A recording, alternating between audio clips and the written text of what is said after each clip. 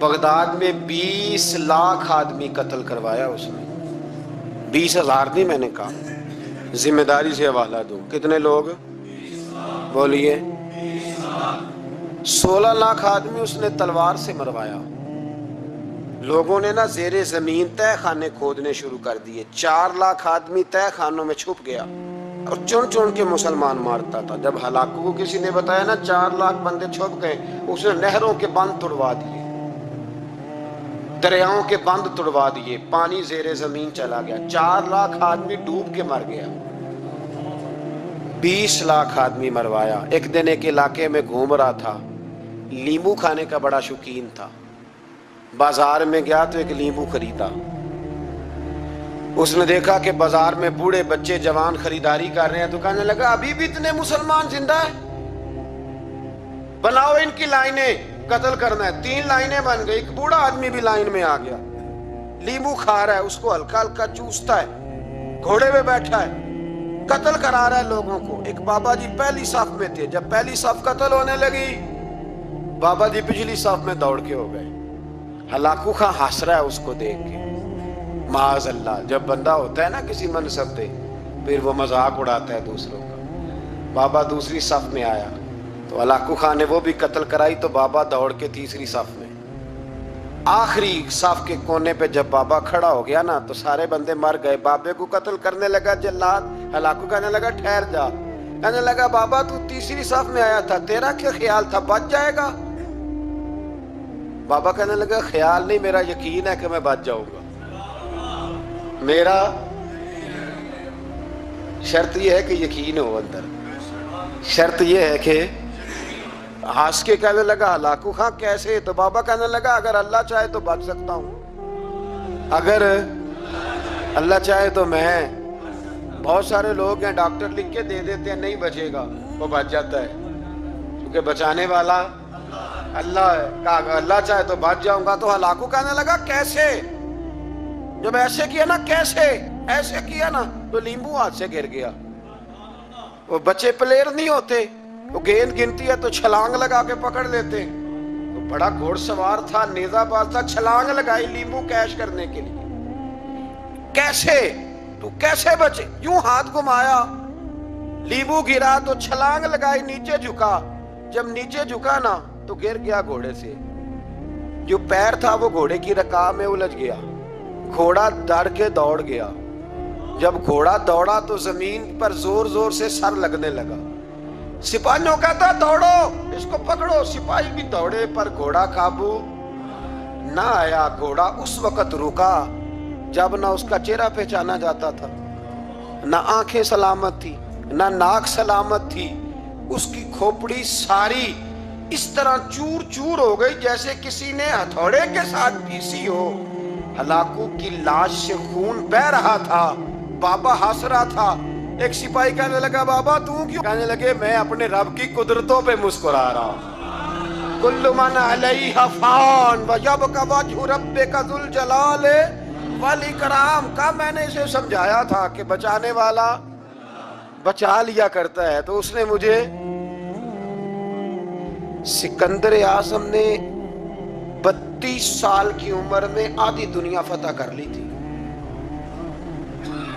تو لوگ پتہ کیا کہتے تھے؟ یہ وہ بندہ ہے جس کو تاریخ نے گریٹ کا لقب دیا ہے. لکی نہیں کہتے, ہم کہتے بڑا لکی ہے بھئی. لوگ کہتے تھے یہ مقناطیسی آدمی ہے, کبھی ناکام ہوا ہی نہیں. سکندر اعظم کبھی ناکام نہیں ہوا. 30 لاکھ اور عمر کتنی بھی, اتنی کم عمری میں اتنی دلیری, آدھی دنیا فتح کر لی. ملتان سے گزر رہا تھا تو اسے ایک تیر لگا. کچھ لوگ کہتے ہیں یہاں جہلم کے پاس لگا تھا. ایک تیر لگا اسے. اس نے کہا بندہ تلاش کرو, کسی کی اتنی جرت کہ سکندر اعظم کو تیر مارا ہے, تلاش کرو. جب ڈھونڈنے لگے تو بندہ نہ ملا. تو سکندر نے حکم دیا کہ جس کی آنکھ چمکتی ہے اسے قتل کر دو. مرد بھی مارے, بچے بھی مارے, بوڑھے بھی مارے. تو لا کے لوگ کہنے لگے انسان کوئی نہیں بچا. کہنے لگا میں نے تمہیں کہا تھا جس کی آنکھ چمکتی ہے قتل کرو. بلیاں بھی قتل کرو. ہو سکتا ہے کسی بلی نے منہ میں رکھ کے پھینکا ہو. کتے بھی مار دو, کبوتر بھی مار دو. ہر چمکتی والی آنکھ اس نے بند کر دی. यूनान के करीब एक बस्ती का रहने वाला सिकंदर इराक के शहर बाबुल में था। मलेरिया बुखार हुआ। क्या कहते हैं हम, चंद टिक्कियों की मार है, दवाई खा लो ठीक हो जाएगा। मलेरिया बुखार हुआ, 32 साल, कुछ लोगों ने कहा नहीं 2 महीने कम, 33 साल उम्र हो चुकी थी। तो सिकंदर आजम जमीन पे बैठा है, एड़ियां रगड़ रहा है, मौत का झटका लगा, मौत का। हुए नामवर बेनिशां कैसे कैसे, जमीन खा गई नौजवान कैसे कैसे। जगह जी लगाने की दुनिया नहीं है, ये इबरत की जा है, कोई तमाशा नहीं है। एड़ियां रगड़ रहा है। 2 हफ्ते का सफर रह गया था घर पहुंचने का। तो सिकंदर एक सूबे का, एक मुल्क का, एक छोटे से इलाके का सरबराह नहीं। सिकंदर आधी दुनिया फतह करने वाला। प्लेट में रख के किसी ने हुकूमत नहीं दी, खुद मेहनत करके फतह की। लेकिन सिकंदर एड़ियां रगड़ता है, जोर जोर से जमीन पे मारता है और कहता है कोई है जो मुझसे मेरी सारी सल्तनत ले ले और मुझे सिर्फ 2 हफ्ते की जिंदगी ले दे। मैं प्रदेश में नहीं मरना चाहता, घर मरना चाहता हूँ। कोई मुझे 2 हफ्ते की जिंदगी, 2 हफ्ते की, कोई 2 हफ्ते मिट्टी दें, तू मिट्टी रहना एवं कादी बल्ले बल्ले। अज मिट्टी दे उत्ते बंदे आते, कल मिट्टी दे थल्ले का कोई मुझे मोहलत ले दे।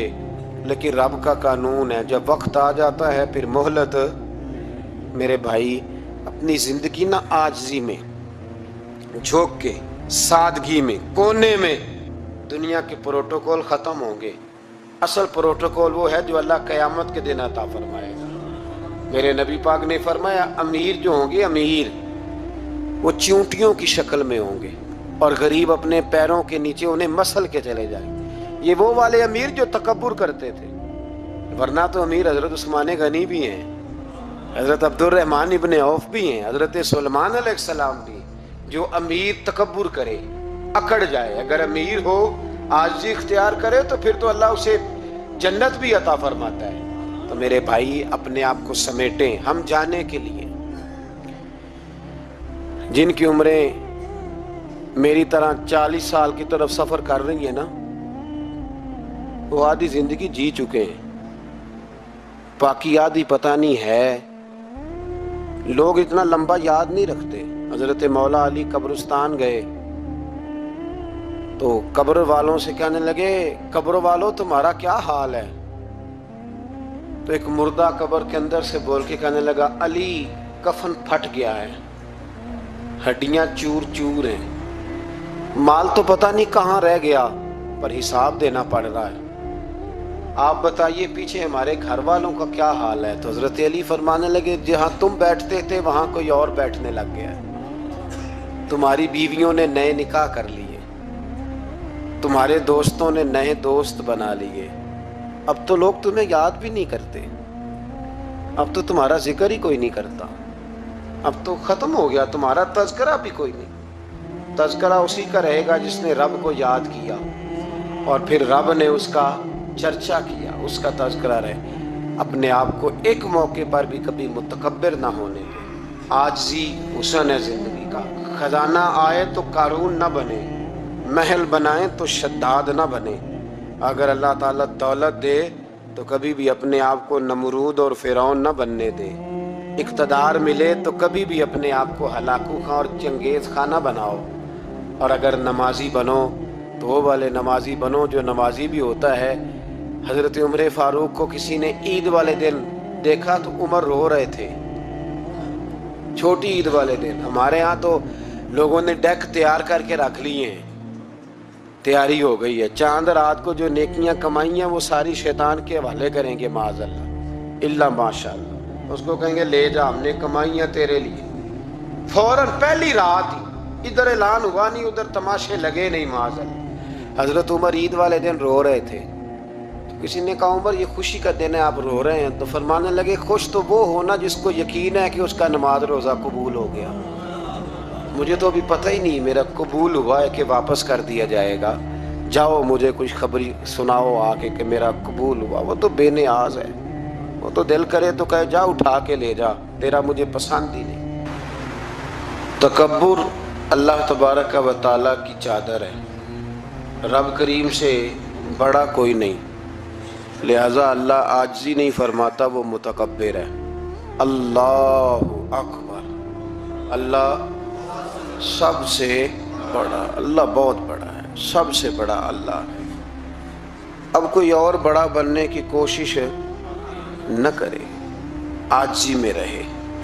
اگر اللہ علم کے طور پر کسی کو کوئی ہستی بنا دے تو وہ یہ سمجھے کہ یہ میرے اللہ کا تحفہ ہے، عطیہ ہے، عاجزی میں رہے، انکساری میں رہے۔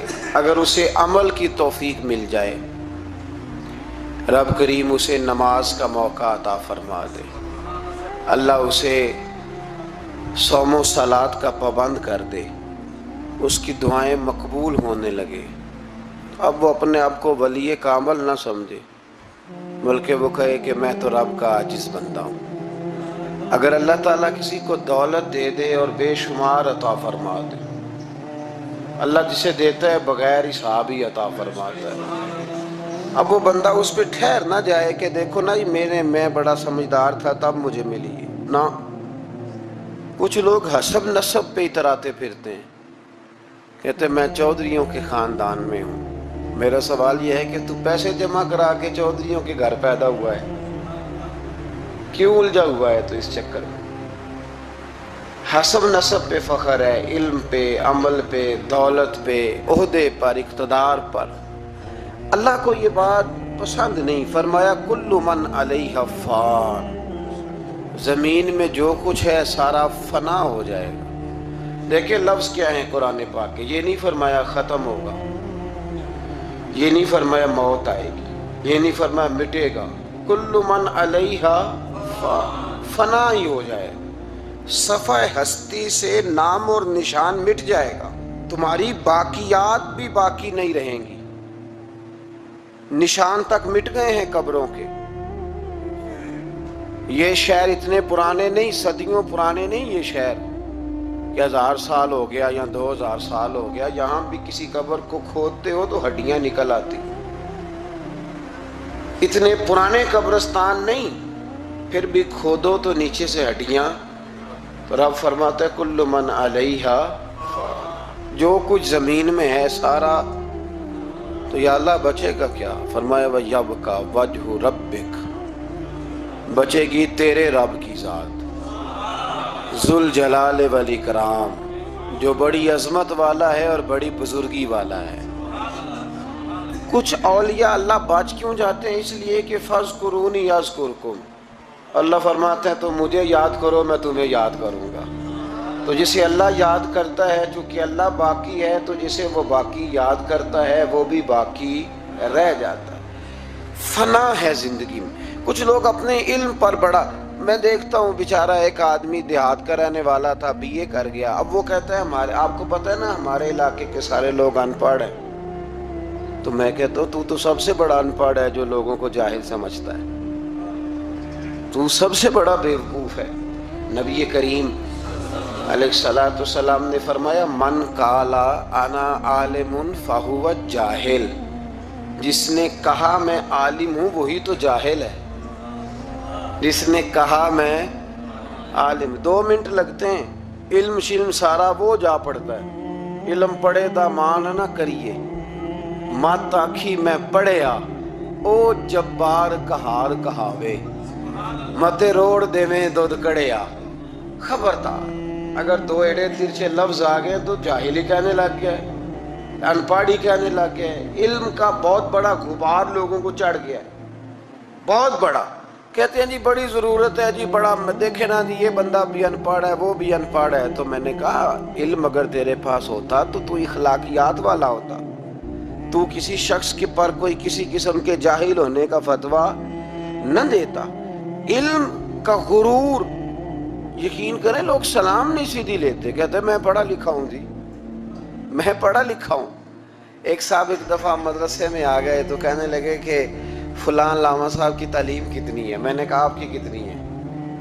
کہنے لگے میں نے MA BEd کیا ہوا ہے۔ تو میں نے کہا ہمارے 4تھے سال کے درس انظامی کے بچے کے پاس آپ بیٹھیں، पूरा नहीं, तीसरे चौथे साल का।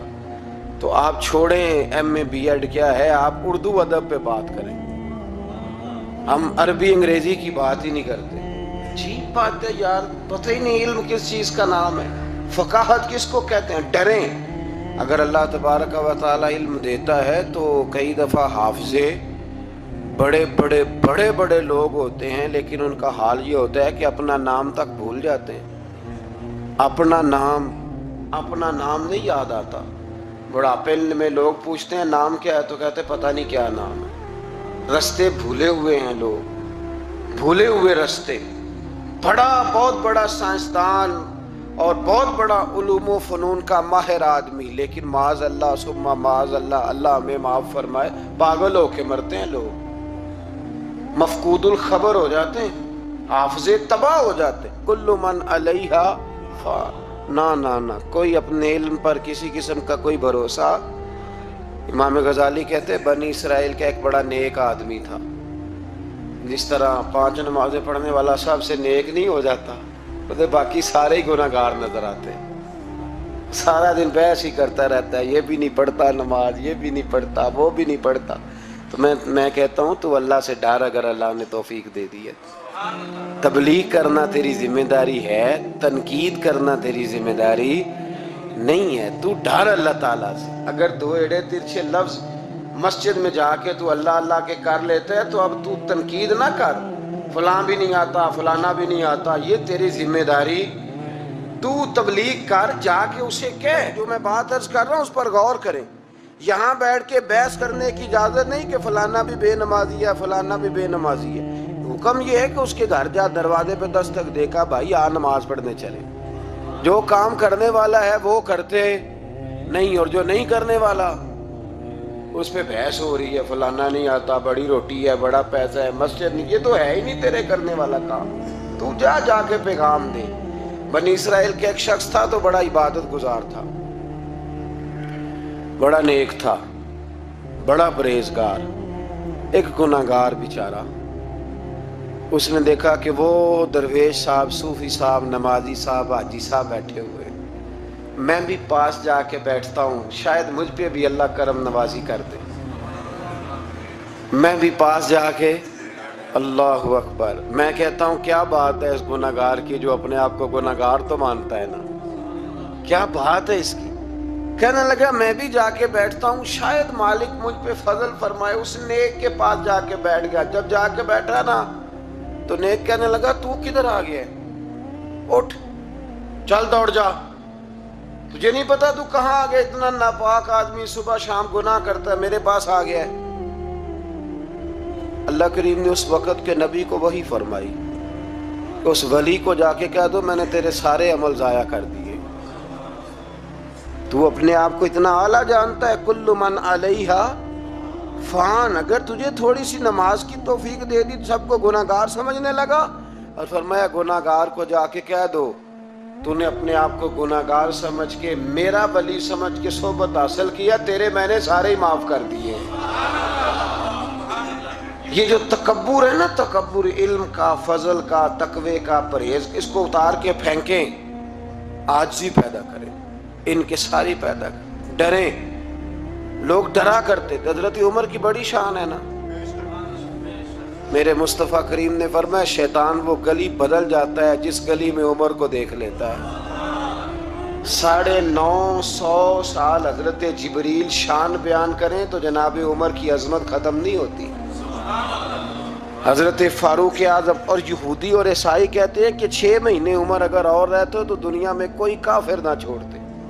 इतना बड़ा शख्स, लेकिन इंतकाल का वक्त आया तो लोगों ने तारीफ की, कहा उमर तेरी बड़ी बात है यार, क्या बात, कमाल कर दिया। तो हजरत उमर रो पड़े, फरमाने लगे तुम मेरे गुनाह नहीं जानते, दुआ करो मेरी नेकियां और बदियां बराबर बराबर हो जाए और मैं छोड़ दिया जाऊं, हिसाब से छोड़ दिया जाऊं। मुझे किसी आला दर्जे की ख्वाहिश नहीं कि मैं किसी आला मकाम पे रखा जाऊंगा, बस दुआ करो बराबर बराबर माफ़ी मिल जाए। ये उन लोगों का एहसास था जिनके तकवे की गवाही खुद रसूल पाक ने अता फरमाई है। उन लोगों का ये